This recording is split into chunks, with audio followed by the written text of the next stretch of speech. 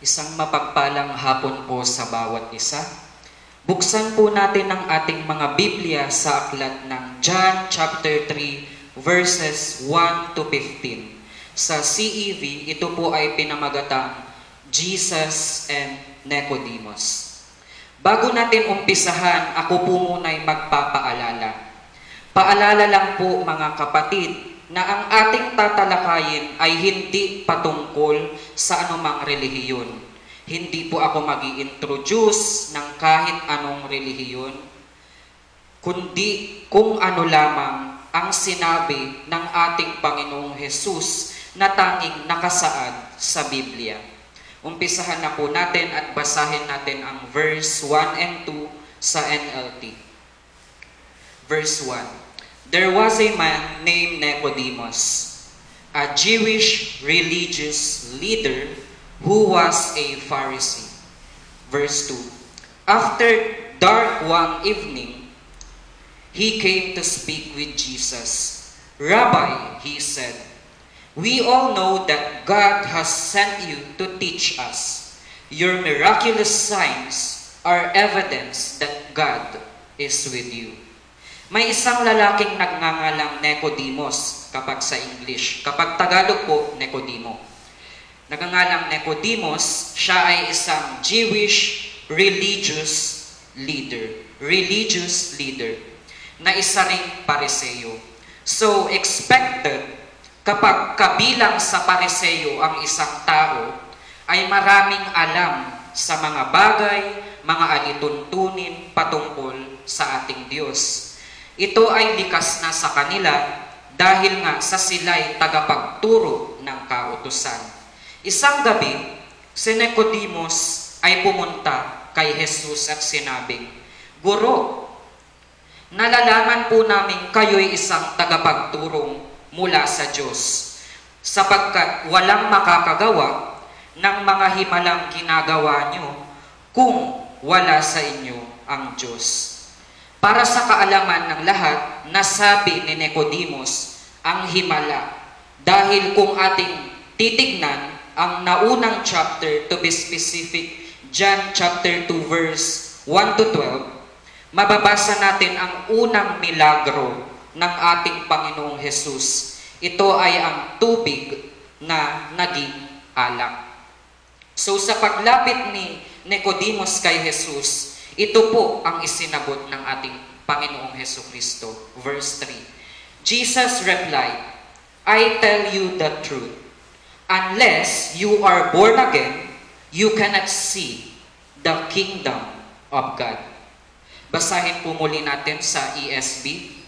Jesus answered him, Truly, truly, I say to you, unless one is born again, he cannot see the kingdom of God. Maliwanag po na isinagot ni Jesus kay Nicodemus na kapag ang isang tao'y hindi maipanganak muli, ay hindi niya makikita ang kaharian ng Diyos. Kung ating babasahin sa AMP ang salitang ipanganak muli, ito ay nangangahulugang reborn from above, spiritually transformed, renewed, and sanctified. Ibig sabihin ay nabago ng kapangyarihan ng Diyos. May improvement sa buhay espiritual at ginawang banal. Hindi po relihiyon ang salitang maipanganak muli na gaya ng nasa isip ng iba. Next ay verse 4. Nagtanong dito si Nicodemus. What do you mean? Exclaimed Nicodemus.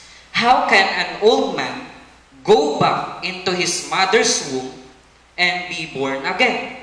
ESV. Nicodemus said to him, How can a man be born when he is old? Can he enter a second time into his mother's womb and be born? Kailangan ba ay bumalik muli sa sinapupunan ng ina para maipanganak muli? Hindi po ganoon ang ibig sabihin ng ating Panginoon. So dito po sa katanungan na sinabi ni Nicodemus, mapapansin natin ang pagiging natural at literal ni Nicodemus. Dahil sa kagaya rin natin siyang tao, nakikita lang natin ang isang bagay sa abot o sukat lang ng ating kaalaman. Limited ang ating kaalaman dahil sa tayo'y tao. So ano ang dapat nating gawin? Basahin po natin ang Romans chapter 12 verse 2 na sinabi ni Pablo.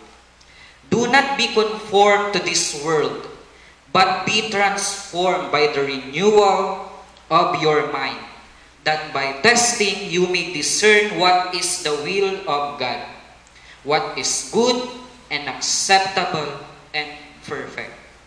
Colossians chapter 3 verse 2, set your minds on things that are above, not on things that are on earth. So, maoobserbahan natin ang pagkakaiba kapag ang kaisipan ay nakatuon lamang sa mundo. We cannot see things differently. But if we renew and set our minds sa mga bagay na panlangit, magkakaroon ng transformation sa ating mga isip, the way we think. At ito ang magiging daan upang maunawaan ang mga bagay-bagay. And by that, hindi na natin ititake as literal ang mga naririnig at nababasa, especially sa mga parabola ng ating Panginoong Hesukristo. Verse 5, ito na naman po ang isinagot ng ating Panginoong Jesus kay Nicodemus sa kanyang katanungan. Jesus replied, I assure you, no one can enter the kingdom of God without being born of water and the Spirit. Ito po pala ang tinutukoy ng ating Panginoong Hesukristo. Ang maipanganak muli, ang itinutukoy niya roon ay maipanganak sa tubig at sa Espiritu. Malinaw po na sinabi ni Jesus na ang isang tao'y hindi makakapasok sa kaharian ng Diyos kapag hindi maipanganak sa pamamagitan ng tubig at Espiritu. Wala pong sinabi na dahil lang sa pagiging mabait, dahil sa pagtulong, or sa dami ng kayamanan, ay makakapasok na automatically. Hindi po ganon kasimple. Kailangan po ang bautismo sa tubig at sa Espiritu. So, paano ba ito ginagawa o paano ito nangyayari? Basahin po natin ang Matthew chapter 3 verses 13 to 17. Ito po ay pinamagatang the baptism of Jesus. Verse 13. Then Jesus came from Galilee to the Jordan to John to be baptized by him. John would have prevented him, saying, I need to be baptized by you. And do you come to me? Sabi ni John the Baptist. But Jesus answered him, let it be so now. For thus it is fitting for us to fulfill all righteousness. Then he consented. And when Jesus was baptized, ulit po, and when Jesus was baptized, immediately he went up from the water, and behold, the heavens were opened to him, and he saw the Spirit of God descending like a dove, and coming to rest on him. And behold, a voice from heaven said, This is my beloved Son, with whom I am well pleased. Napakaganda dahil hindi lamang ito basta sinabi ng ating Panginoong Jesus. Hindi niya lang basta sinabi na kailangan maipanganak muli. Bagamat siya'y Diyos at walang kasalanan, ipinakita niya pa rin ang halimbawa upang tayo ay may sundan at tayo ay may guide sa mundong ito. Nalaman natin na sa pagbautismo kay Jesus sa tubig, kasabay nito ang banal na Espiritu. Upang magkaroon pa tayo ng ideya at mas maunawaan kung ano nga ba ang bautismo sa pangalan ni Jesus, Basahin po natin ang sinabi ni Pablo sa Romans chapter 6, verse 3 and 4. Do you not know that all of us who have been baptized into Christ Jesus were baptized into His death? We were buried therefore with Him by baptism into death, in order that just as Christ was raised from the dead by the glory of the Father, we too might walk in newness of life. Ano po ulit? Newness of life. So, therefore, if anyone is in Christ, he is a new creation. The old has passed away, behold, the new has come. 2 Corinthians chapter 5, verse 17. Representasyon ng bautismo sa tubig na sa ating paglubog, ang dati nating pagkatao, ibig sabihin dati nating pag-uugali, dati nating mga paniniwala na hindi nakalulugod sa ating Panginoon, ay maibabaon na. At sa ating pag-angat, tayo ay panibago na kasama ni Kristo. Sunod ay ang bautismo ng banal na Espiritu, the Holy Spirit. Dapat nating malaman na ito ay nanggagaling mismo sa ating Panginoong Jesus. Siya ang tagapagbautismo ng Holy Spirit. Ito po ay mababasa natin sa Matthew chapter 3 verse 11. Ang nagsasalita po dito ay si John the Baptist. I baptize you with water for repentance. But he who is coming after me is mightier than I, whose sandals I am not worthy to carry. He will baptize you with the Holy Spirit. Ang he na tinutukoy dito ay walang iba kundi ang ating Panginoong Hesukristo. Jesus will baptize you with the Holy Spirit and fire. At sinabi naman po sa verse 6, humans can reproduce only human life, but the Holy Spirit gives birth to spiritual life. Ulit po. Humans can reproduce only human life, but the Holy Spirit gives birth to spiritual life. Ang tao, tayong mga tao ay makakapagparami o magbibigay buhay ayon lang sa laman. Flesh to flesh, itong physical body natin. Ngunit, ang banal na Espiritu ang siyang bumubuhay, nagbibigay buhay sa ating Espiritu. Tandaan po natin na sa ating pagkatao, sa ating buhay ay may tatlong parte. Yan po ay nabanggit sa 1 Thessalonians chapter 5 verse 23. Now, may the God of peace Himself sanctify you completely, and may your Holy Spirit and soul and body be kept blameless at the coming of our Lord Jesus Christ. Ano po ulit yung nabanggit? Spirit, soul, and body. So, ang Holy Spirit ang nagbibigay buhay sa ating mga espiritu.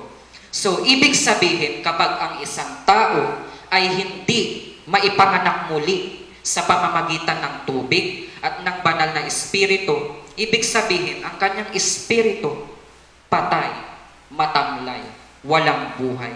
Ngunit kapag naipanganak muli, magkakaroon ng buhay, spiritual rebirth, spiritually transformed, renewed, and sanctified. Amen. So sa verse 7 and 8, dahil sa ipinaliwanag ni Jesus ang tungkol sa maipanganak muli sa tubig at sa espiritu, sabi niya sa verse 7 and 8, so don't be surprised when I say, you must be born again. The wind blows wherever it wants, just as you can hear the wind, but can tell where it comes from or where it is going. So you can explain how people are born of the Spirit. Huwag tayong magtataka, mga kapatid, sa sinabi ng ating Panginoong Hesus na tayo ay kailangang maipanganak muli sa pamamagitan ng tubig at banal na Espiritu. Dahil katulad ng hangin, ito ay umiihip sa kung saan niya naisin. Maging ang ugong nito ay ating naririnig kapag ito'y malakas. Ngunit hindi natin alam, hindi natin nakikita kung saan ito nanggagaling, kung saan ito nagmumula. Ganoon din ang bawat ipinanganak ayon sa Espiritu. Kaya may mga iba na nagtataka, nalilito kung paano ba ito nangyayari at kung ano ang salitang maipanganak muli. At dahil sa maraming nalilito, naguguluhan, ang mga taong naipanganak muli ay nahuhusgahan. Dahil ang nakikita lamang ng mga tao ay puro pagkakamali, puro kasalanan. Kapatid, espiritual po ang pinag-uusapan dito. Tignan po muna natin ang buhay espiritual ng taong iyan bago ang panlabas. Dahil kung kasalanan at kasalanan rin lang ang ating pag-uusapan, maliwanag po na walang matuwid, walang perpekto sa mundong ito kahit isa. Na gaya ng sinabi sa Romans chapter 3 verse 10, as it is written, none is righteous, no, not one. Romans chapter 3 verse 23, for all have sinned and fall short of the glory of God. Makikita po natin, wala pong perpekto sa mundong ito. Ngunit salamat sa Diyos dahil kahit na tayo'y makasalanan, ay tinubos tayo sa pamamagitan ng ating Panginoong Hesus. Amen and amen. At sabi muli ni Nicodemus sa verse 9, nagtanong muli si Nicodemus, how are these things possible? Nicodemus asked. Sinagot muli siya ng ating Panginoong Hesus.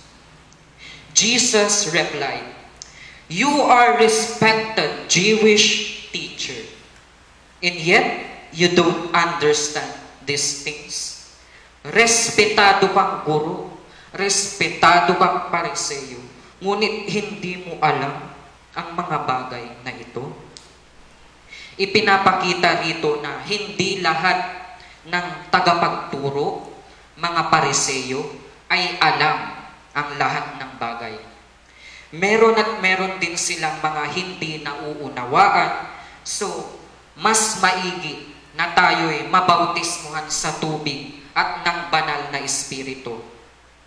Bakit? Upang tayo ay magkaroon ng tagapagturong hindi pumapalya. Walang iba kundi ang Holy Spirit na isinugo ng Diyos Ama sa pangalan ni Jesus. So, paano naging tagapagturo ang Holy Spirit? Basahin natin ang John chapter 14, verse 26.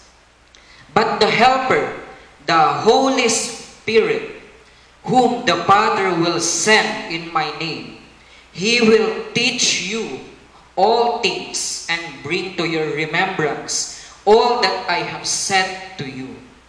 Ano po ulit? But the Helper, the Holy Spirit will teach us all things. Ito ay kung ina-acknowledge natin ang banal na Espiritu at kung mayroon tayong komunikasyon, fellowship sa banal na Espiritu ng gaya ng sinabi ni Pablo sa 2 Corinthians chapter 13 verse 14. The grace of the Lord Jesus Christ and the love of God and the fellowship of the Holy Spirit be with you all. Ano po ulit? Fellowship with the Holy Spirit. Upang turuan tayo ng banal na Espiritu, upang makausap natin ang banal na Espiritu, kailangan ay kausapin rin natin ang banal na Espiritu. Ihalin tulad na lamang natin yan sa mga kaibigan, sa mga tao, sa ating mga kapamilya. Kakausapin ba tayo ng mga tao kung hindi natin kakausapin? Ganoon din po ang banal na Espiritu. Siya ay makikipag-communicate, makikipag-isa sa atin kung ina-acknowledge natin siya at may fellowship tayo sa Kanya. So, kailangan ay magkaroon tayo ng malalim na ugnayan, malalim na relasyon sa Kanya upang kapag nakikipag-usap tayo sa Kanya, dyan na po, magpapalitan na po ng salita, ng idea. Parang friend, sabi nga dito, helper, Holy Spirit, teacher. Siya ang magiging tagapagturo natin. So, balik po tayo sa ating pinag-aaralan. Verse 11 and 12. I assure you, sabi ng ating Panginoong Jesus, we tell you what we know and have seen, and you won't believe our testimony. But if you don't believe me when I tell you about earthly things, how can you possibly believe if I tell you about heavenly things? Ipinaliwanag ni Jesus na ang kanilang sinasabi ay ang kanilang nalalaman at pinatototohanan ang kanilang nasaksihan at na-experience. Ngunit hindi nila ito tinanggap. Dagdag pa ni Jesus na kung ang mga bagay na kanyang sinasabi tungkol dito sa mundo, mga nangyayari dito sa mundo, ay hindi na pinaniwalaan ni Nicodemus, paano pa kaya ang mga bagay na nasa langit? So dito ay makikita natin ang unbelief ng tao. Kawalan ng pananampalataya na nagiging dahilan upang hindi malaman ang katotohanan. Ito ang kailangan nating i-develop sa ating mga sarili. Na kahit hindi pa natin nakikita ang isang bagay, ay nananampalataya pa rin tayo. Sabi nga po sa Hebrews chapter 11 verse 1 sa ICB, faith means being sure of the things we hope for. And faith means knowing that something is real even if we do not see it. Ano po ulit? In faith means knowing that something is real even if we do not see it. Huwag po tayong katulad sa mundo na to see is to believe. Saka lang maniniwala kapag nakita. Gaya ng ginawa ni Thomas. Bagkus, sabi nga sa Romans chapter 12 verse 2, transform our mind, renew our mind. So, if we transform, if we renew, tayo ay magiging to believe is to see. Maniniwala. Kapag naniwala tayo, doon natin makikita. For we walk by faith and not by sight.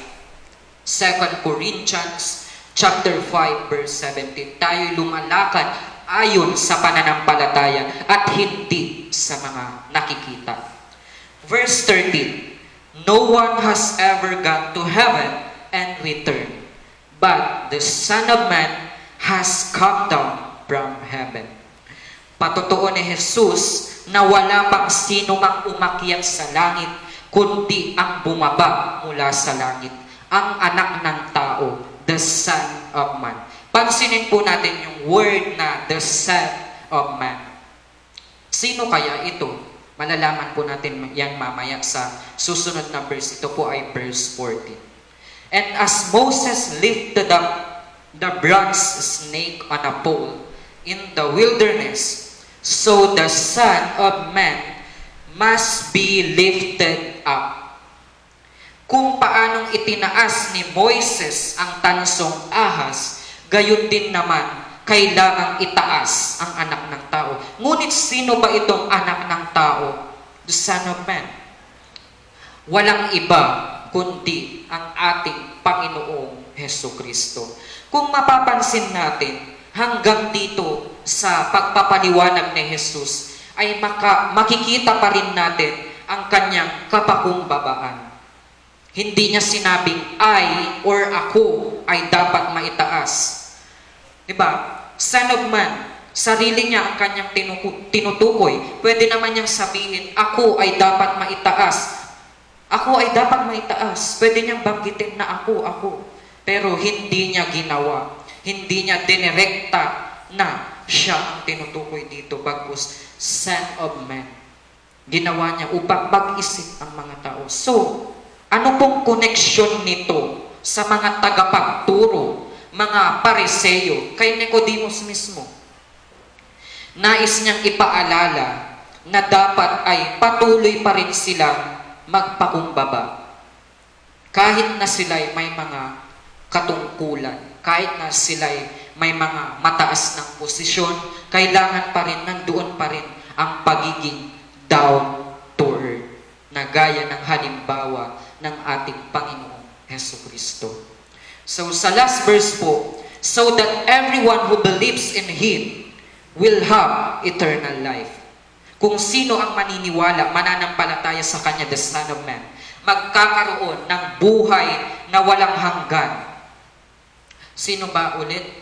Kailangan manampalataya kay Panginoong Jesus. Manampalataya sa Kanya upang magkaroon ng buhay na walang hanggan. Ano nga ba itong buhay na walang hanggan? Ito po ang eternal life. Buhay na walang hanggan sa langit.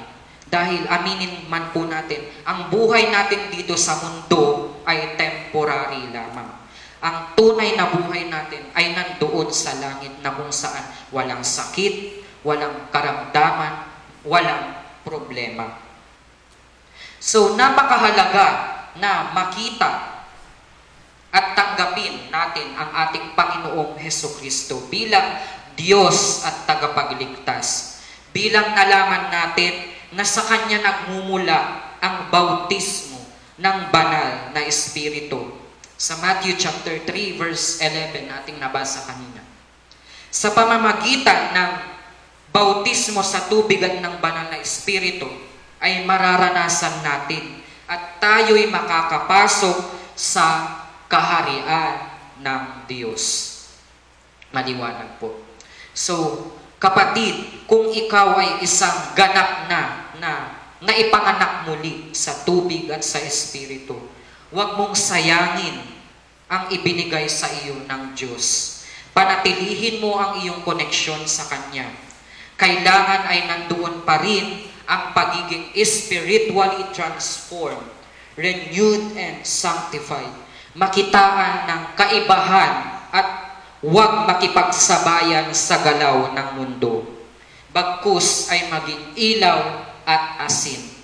Kapatid, kung ikaw naman ay bago sa usaping maipanganak muli at ngayon mo lang naunawaan na ganito pala ang ibig ipakahulugan at hindi pala relihiyon, just reflect sa ginawa ni Nicodemus na bagamat siya'y kinikilalang leader, respetadong tagapagturo, may mataas na posisyon, ay nagawa pa rin niyang magtanong